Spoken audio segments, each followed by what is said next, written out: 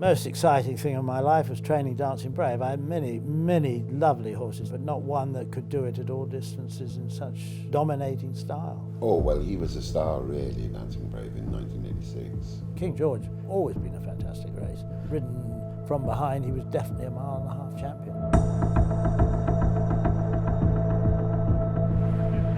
Dancing Brave with a terrific touch of class.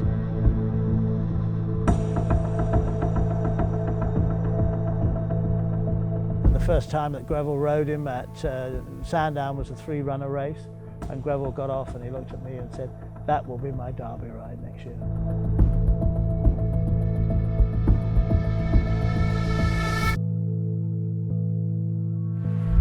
Shahrastani is to go.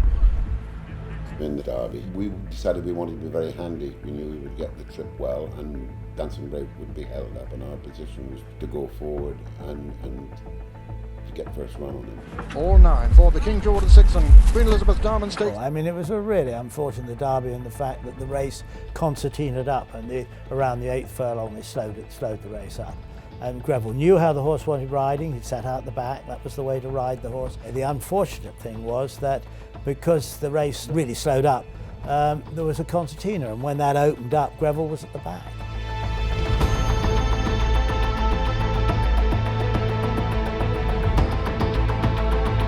It was a great thrill for me to win the race, but I felt sorry for Greville. So I suppose the narrative in the lead up to the King George was the rematch with Shahrastani. He'd gone to win the Irish Derby, you'd gone on to win the Eclipse. How could you approach the race with real confidence? Because I had the best horse. I think it was a hugely important race, and it still is, as it is now, a hugely important part of the calendar. All the best horses from all over Europe come, and of course the Eclipse is the first race really where the 3-year-olds take on the older horses, then it's the King George, and then it's the Arc.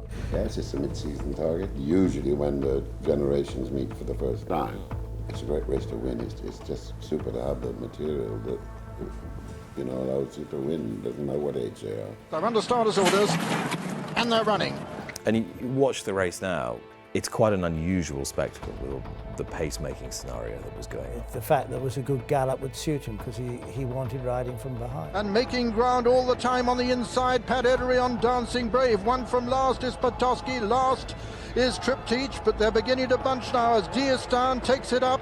I was really confident that he would turn the tables on Shahrastani. Here comes Dancing Brave unleashing a run towards the stand side. I just asked him that little couple of strides and he came on the bridle very quick, and I felt, cool, I'm going to win here, and then I pulled him out and he came there so easy. I just felt probably I got there too early. He got to the front and took it easy, and then he saw the horse from the corner of his eye a second, and he went again. He looked the winner a long way out. Shadari finished really strongly. Shahrastani was beaten, turning in. He was just too good. Too good. Dancing Brave avenges that Epsom defeat in fantastic style. You've got to put him with the best. He's a really tough horse. I think I thought that possibly we would have another one like that. I always thought another one would come along. It didn't.